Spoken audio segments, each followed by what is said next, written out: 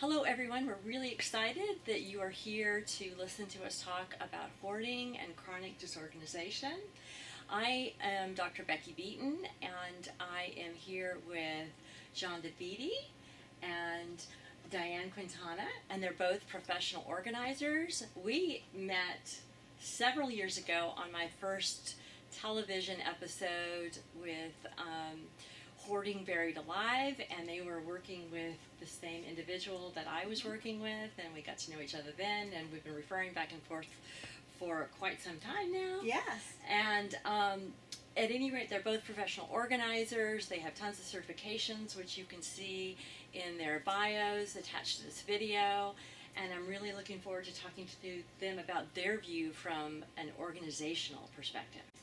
So I would love to hear from the two of you a little bit about your book and how it's different and how it will help the consumers that are reading it.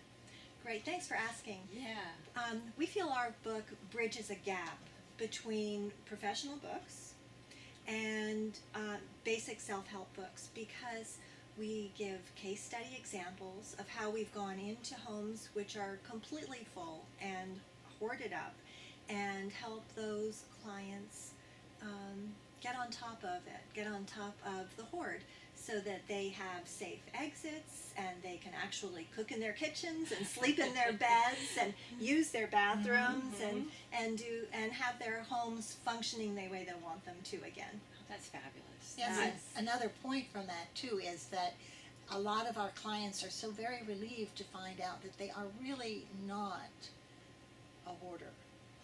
Wow, okay. That they have hoarding tendencies, Yeah. but it's other things which are more treatable, that make it easier for them to get on top once it's recognized. And it's so important to catch it early before they become a full-fledged hoarder. They don't have Yes. that shame, Yeah. which they have been carrying. Yes, exactly. So I'm with you on that, especially if you can catch them early. Yes, exactly. Excellent. Well, it sounds really exciting, and I'm really looking forward to coming out. We are too. Yeah.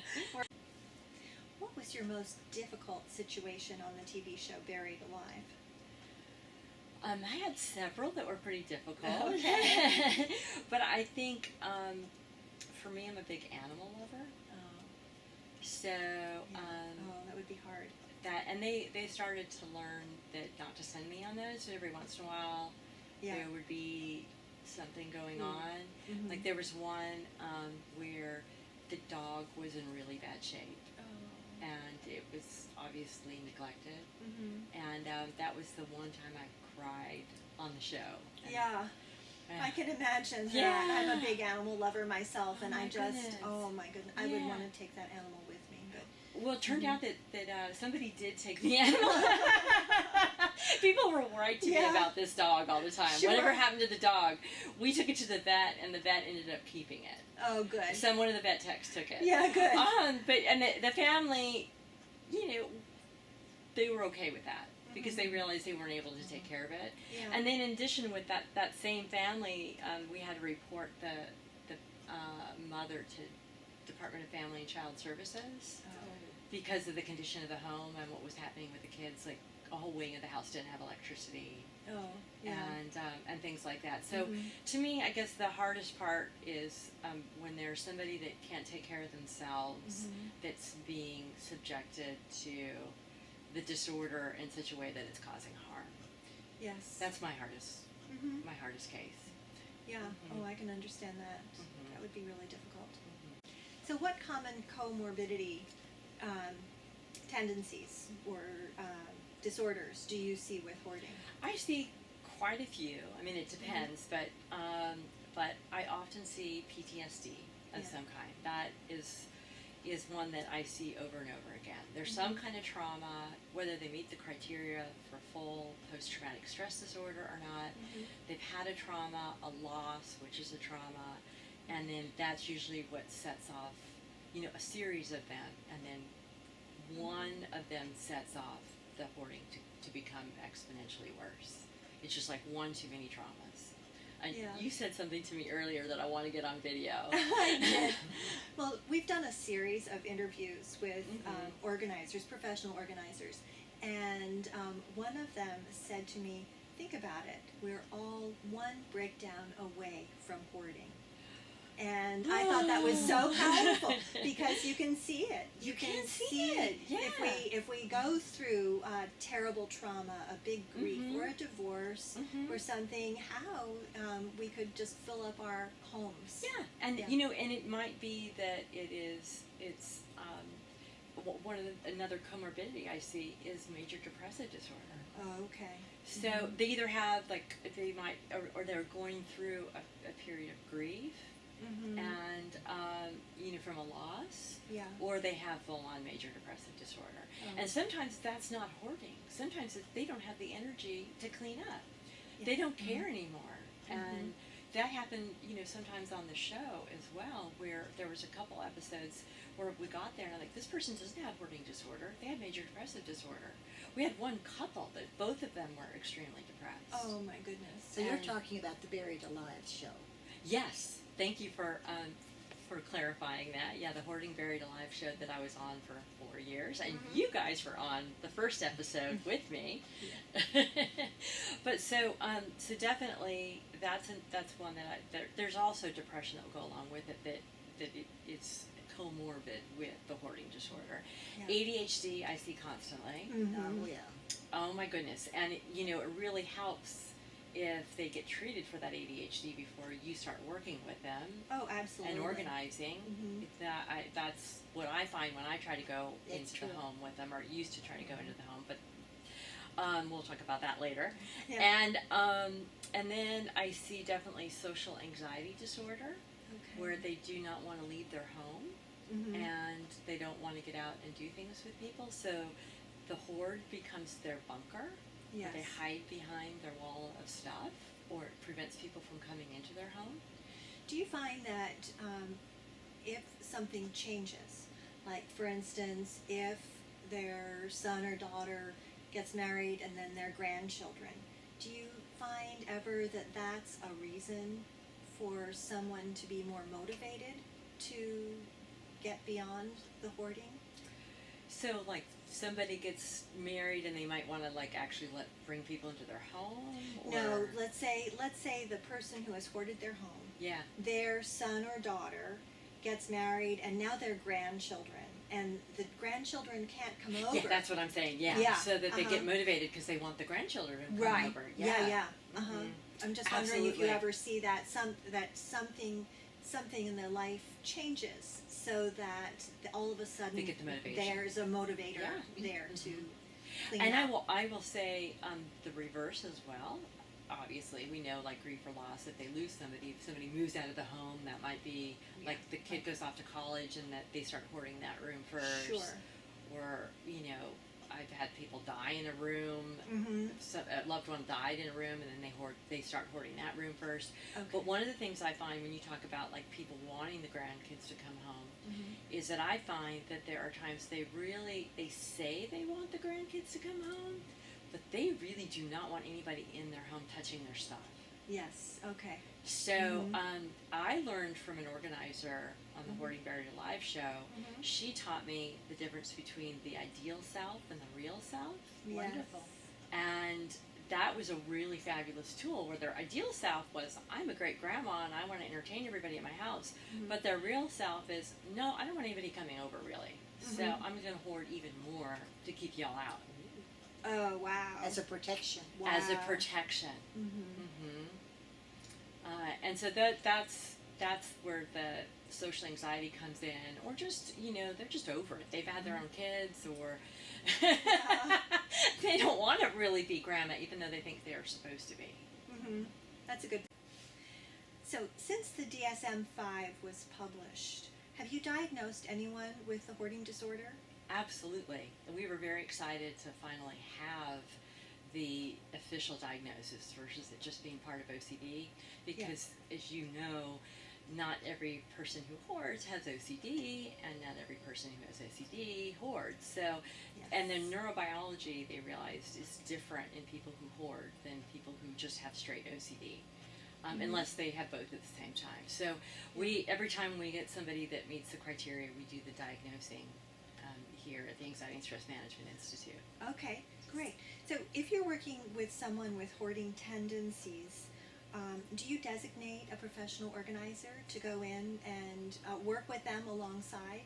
We do if they can afford it, basically, because it's hard for people to afford a therapist as well as an organizer at times. That's right. So yes, and we have sent you guys Yes. people. Hopefully, you're receiving them. We yes. definitely do encourage that. But there are times when we have to find somebody in the community that can go in and help. We really feel like the therapist needs to go in at least once to see what's going on, but preferably even more. And we train our interns here that are basically our free labor. Yes. We train them Yeah. on hoarding, and we teach them how to help individuals out in the field so they can go out and be our supplement to the psychotherapist. Oh, that. Can you tell us some of your big takeaways, lessons you may have learned from working with people with the hoarding disorder or on the show? I learned a lot. I have to say, I learned a lot from the organizers. Okay. A ton. Yeah. I mean, I really learned a lot of your little your strategies, your acronyms. Uh-huh. Ohio, only handle it once. Yeah. Chaos. You know No, chaos? tell me chaos. Oh, can't have anyone over syndrome.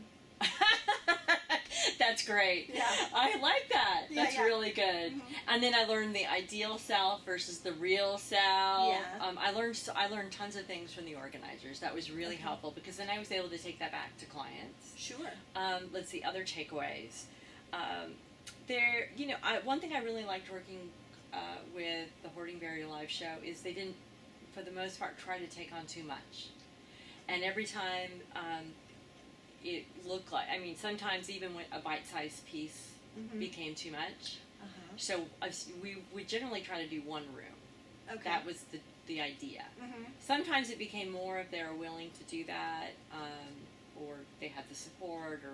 But I found one thing is the importance of being very respectful of pacing.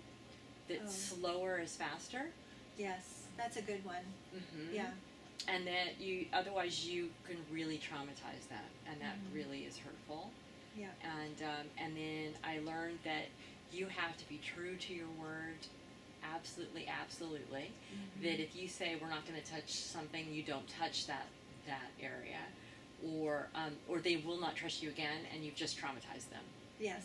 And it's one more trauma to throw into the scheme of all the other traumas they've been through, other people they haven't trusted, Mm-hmm. and it just causes more resistance. Yeah. Even the smallest little Mhm. transgression. Yes. So you have to be really clear, really honest, and Mhm. stick to what you tell them you're going to do Yeah. or not do. Let's see. I mean, I learned so much from it. I mean, I had seen clients prior to the show, Mhm. but that was 60 huge hoards for me. Yes. I was That's a on lot. I didn't realize it was 60. That's a lot. 60. Yeah. Well, the show I was on with the two of you was Yeah. the very first season. It was Mhm. it was episode 2, Mhm. and I went all the way to the last season. It was 4 years. Wow. And I did 1 or 2 hoards a month. So Wow. Okay. it was a lot. Busy and girl. It was definitely busy. Yeah. So I think I also learned the importance of celebrating little successes Yes.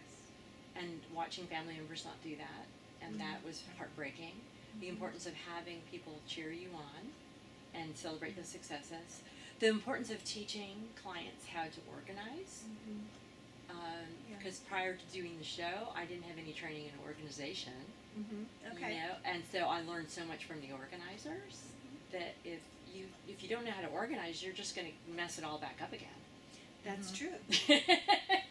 And if you That's don't know, like, how you're, really tapping in, I think another thing, probably the most important thing is really tapping in how that individual's mind works Yes. and learning to adapt to that individual.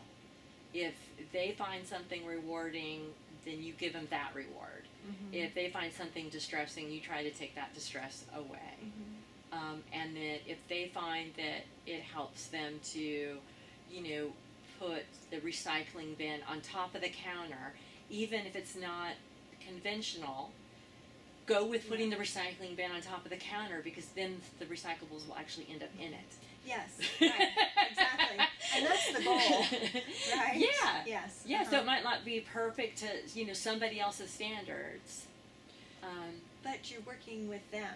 So, I'm sorry to interrupt No, you. please.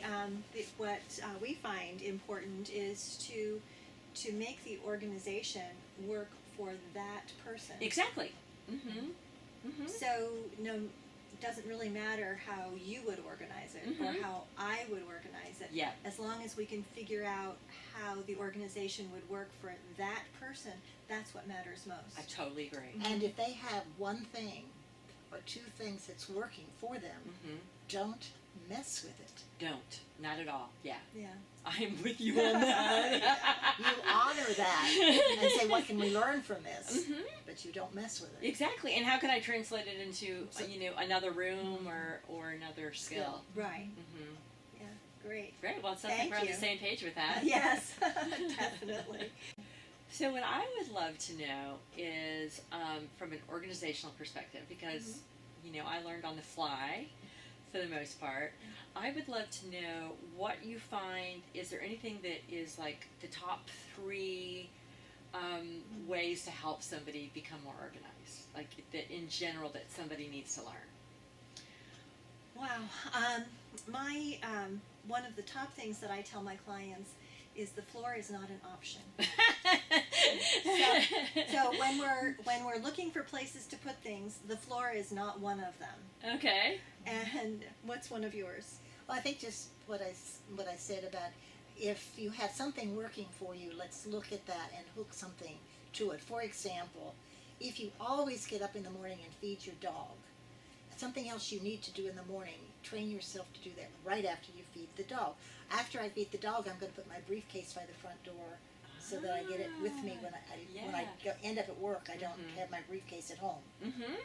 So hooking things together and just sort of slowly, I think I got that through special education training. Oh, okay. That's great. Yeah, that makes a lot of sense. I do that. I mean, I put my stuff together, that... Routines are really valuable. If you can teach the client not to have to think.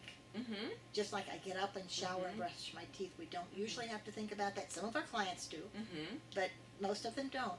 So if you can then build on that and get more routine, that they don't have to think about. They just do it. I think that helps everybody. Yeah. Right. Oh, yeah. Structure. So what you're talking about is creating a structure for the person to follow.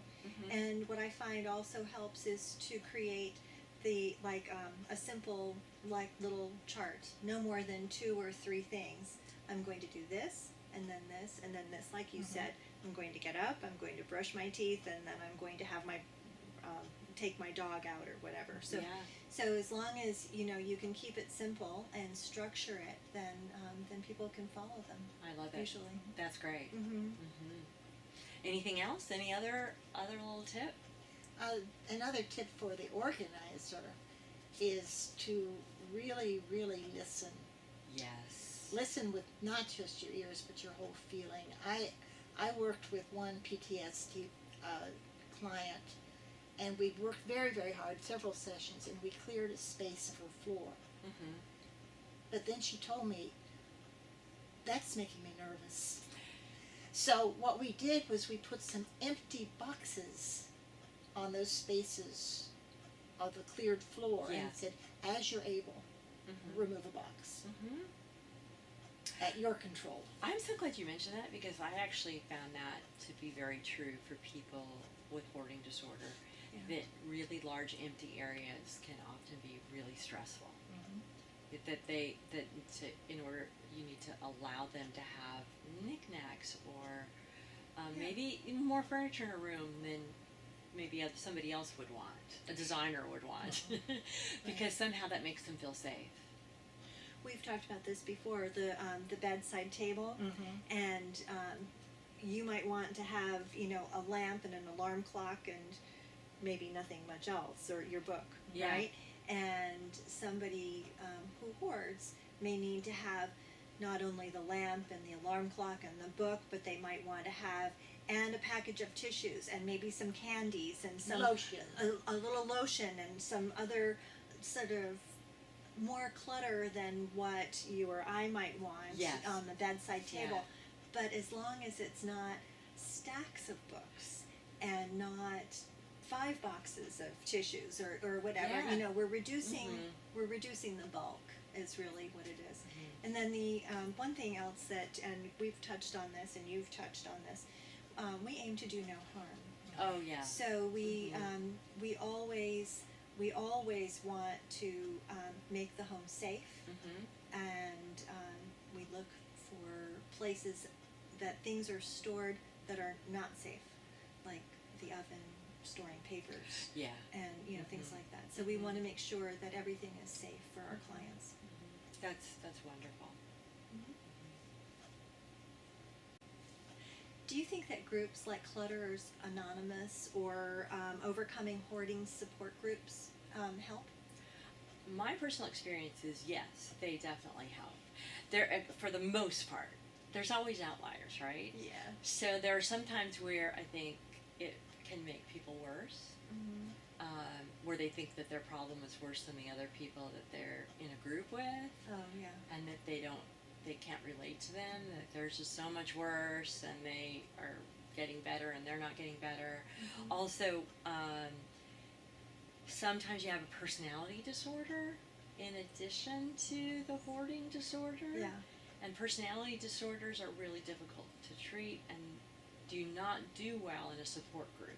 Okay. They do well in a skills-based group, Mm-hmm. a DBT, dialectical behavioral therapy skills group. They do Yes. well in those kind of groups, but not a support group. Mm-hmm. And if they're in one of the support groups, they can take the whole group down. Oh boy. Oh boy. They really do. Yeah. And unfortunately, because then they kind of derail the whole group, they Mhm. derail the progress other people are making, and and they Right. you know you're in a group with somebody with a personality disorder if everybody's having a hard time with that one individual, Mm-hmm. typically. Yeah. And then that's where it's nice to have a leader that can ask that person, let's go get some DBT first Yeah. before we do this group. But for the most part, I find that they do well in groups. I find that they like the support. I find that they do so much better helping other people organize their stuff than they do their own stuff. And they become a cheering team. They become a cheering team. There's So a- do you guys find that they work well? They we participate in a Facebook group Mm-hmm. for hoarding, and I think it's called the Hoarding Clutter Support Group on Mhm. Facebook. Mm-hmm. Have you seen it or heard I of it? haven't, so this is great Okay. for me to find out about it, because Yes. I'll send people to it. Yes, It's huge. it is. Okay. It's huge. There and people will post pictures of something that they're working on, Mhm. and pretty much everybody cheers them on. You know, if they're saying, "Oh my goodness, I'm going to be evicted. I've got to get this done," or you know, Mhm. for an inspection or whatever, Mhm. and everybody, you know, is But you can go do go it. go. You can do Oh, it. Or yeah. Take baby steps. You know, so they really give positive. Mhm. lots of positive support. Mhm. Yeah. And sometimes people will post little pictures as they work along the way, or something like, "I cleared this counter today, yay me!" And you know, and everybody is very understanding and Yeah. supportive. That counter is a big deal. I so agree with that, and Mhm. one thing I tell families all the Uh-huh. time is that they need to really cheer on the small successes. Yes. I'm sure you've seen this where Mhm. people get so deflated when they do like a counter, a section of a counter, and if this was a big deal for them, and then a family member says, "Is that all you got done today?" Yes. And then they feel like, Right. it's not worth it. It's like, Right. I can't, it's overwhelming, and I get no support for even the small things, so why should I even start? And because it takes time. Mm-hmm. But of course, we all know it took time to get the way it is, or you know, it took time to create the hoard. So it's Mhm. going to take time to uncreate it Exactly. also, and add a counter. Wow, or even a drawer. Mm-hmm. Mm-hmm. I am Yeah, totally it's with you huge. on that. Yeah. Mhm. So this support group on Facebook is a great place for people to go. Fabulous. Thank you Yeah. so much. I'm going to make sure that I send that to people. Yeah. Mm-hmm. Definitely. Yeah. Diane, I want to hear about someday. It's interesting that you say that. Did you know we do not have someday? We have Monday through Sunday. And someday doesn't exist. So if you say to me, oh, Diane, I'm going to do that someday, I'm going to tell you you're never going to do it.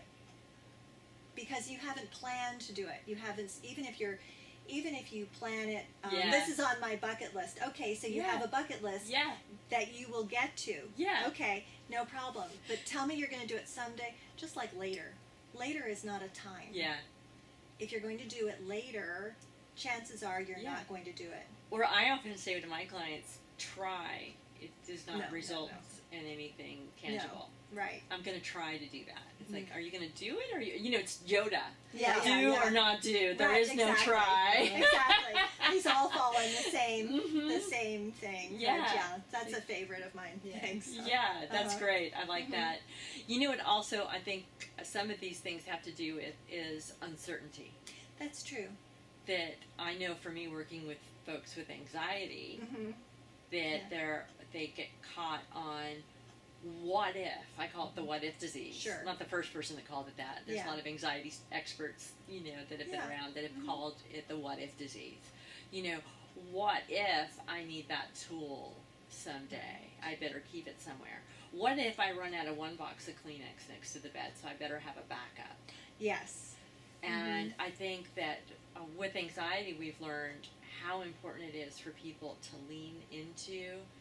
If the what if happens, you can handle it, and that you've got to be comfortable with whatever comes your way, and you may not have prepared for it or have all the items you need for it, and it's an exercise in resilience to be able to say, okay, when that comes up, I'll figure out another method at the time, versus I've got to plan for everything and have everything I need for everything. Prepare for it, right? Yeah, it's a leap of faith. It is a leap of faith. And you sort of, I think that you brought up something earlier about trust. Yeah. So teaching the person to trust themselves is huge, and or at least I from totally my agree. perspective. I'm with you with that. Yeah. The trust. I mean, one of my mantras I tell clients to tell themselves it is that I am resilient and I can handle this. This needs to be your new mantra. So if I don't have this, I'm resilient and I can handle that. Or if, whatever their what if is, or their someday that they, that they're resilient and they'll be able to handle that. Definitely. And the sooner that they learn that they're resilient and they can handle that, the quicker the anxiety goes away. Yes, absolutely.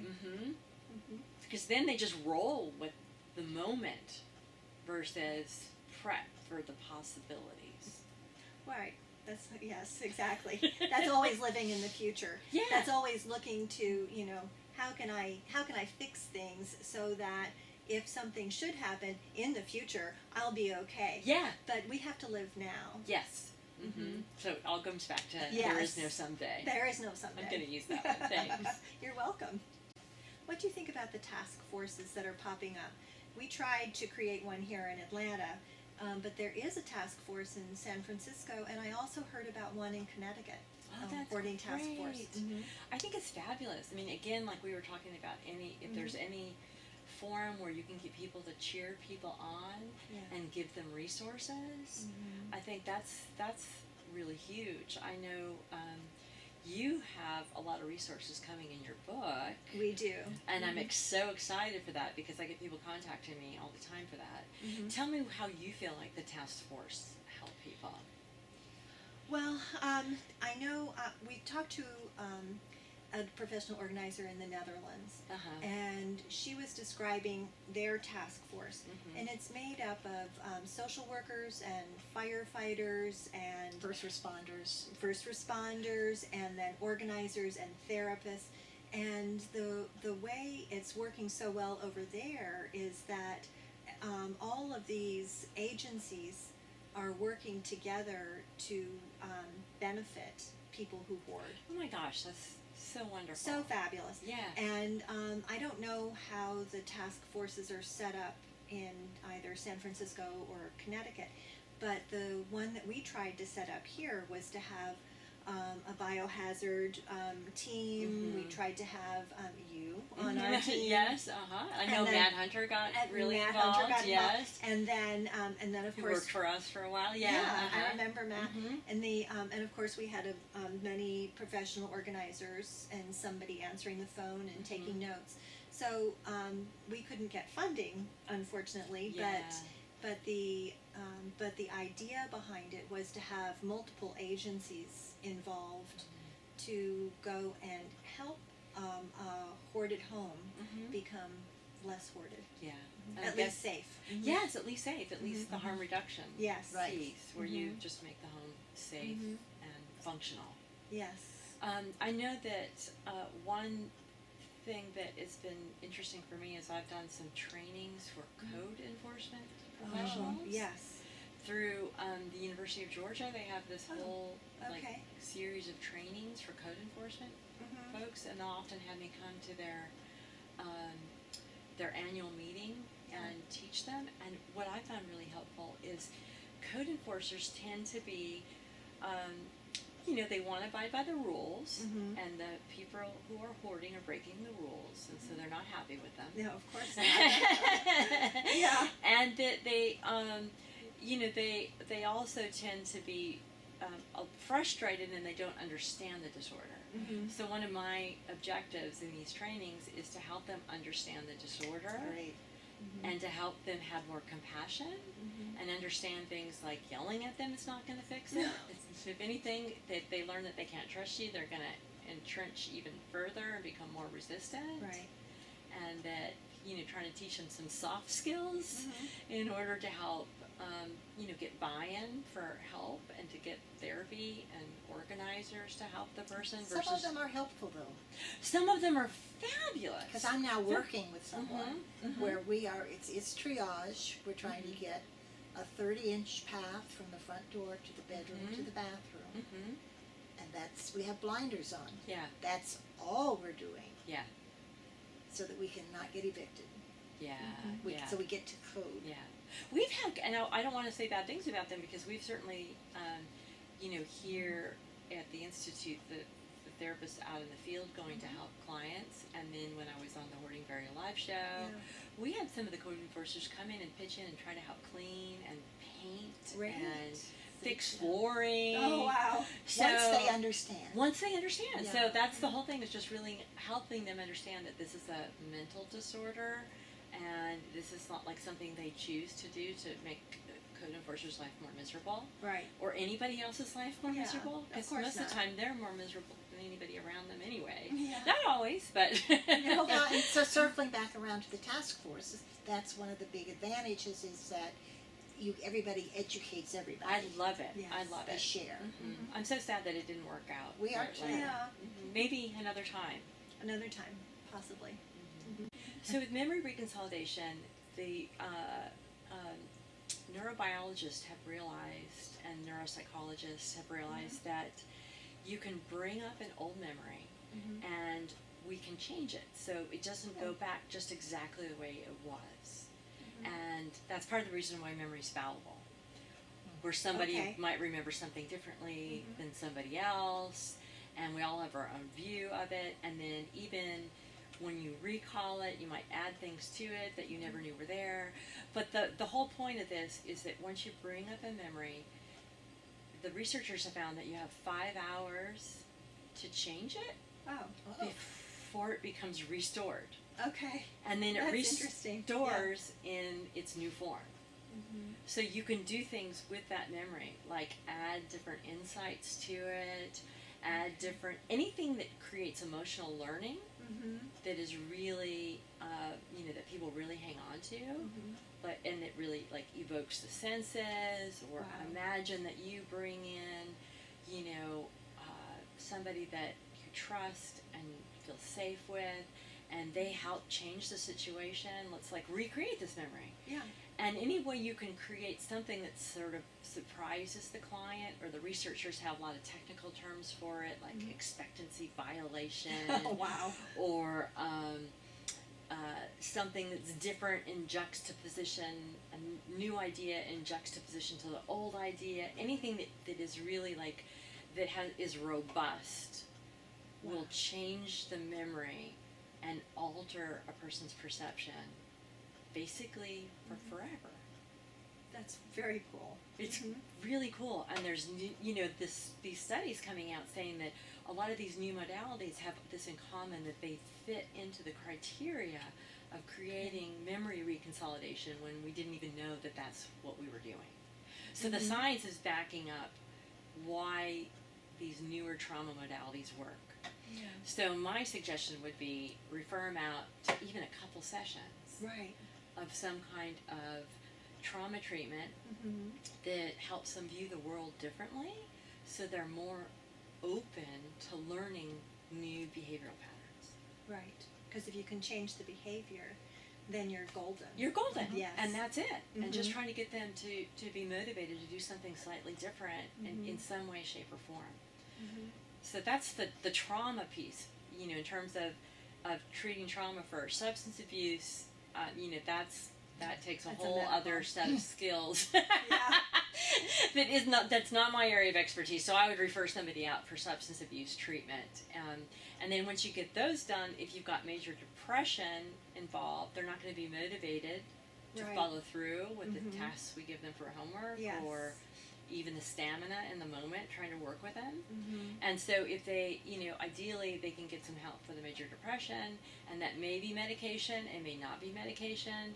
We do know that exercise works better than anything. Yes, I've been absolutely. reading that. Yeah. Mm-hmm. So if you can get people to exercise, they're going to think clearly. It's going to help their ADHD. It's going to help their depression. It's going to help just Motivation. their motivation. Mhm. I mean, if you can get them exercising as part of your treatment plan, then Yes. that's Mhm. golden right there. As long as they're medically able to exercise and they don't have other ailments. Right. Mhm. And that's one thing that we haven't talked about. Sometimes I find that an injury has led to a hoarded home. Yeah, like they couldn't walk Right. or something. They couldn't get things from one place to another. Or maybe they have become paralyzed and Oh, now they're goodness. wheelchair Yeah. bound. Mhm. And so things that used to live up here now have to live down here, and they haven't attacked the organizational system for the home, so everything gets piled around.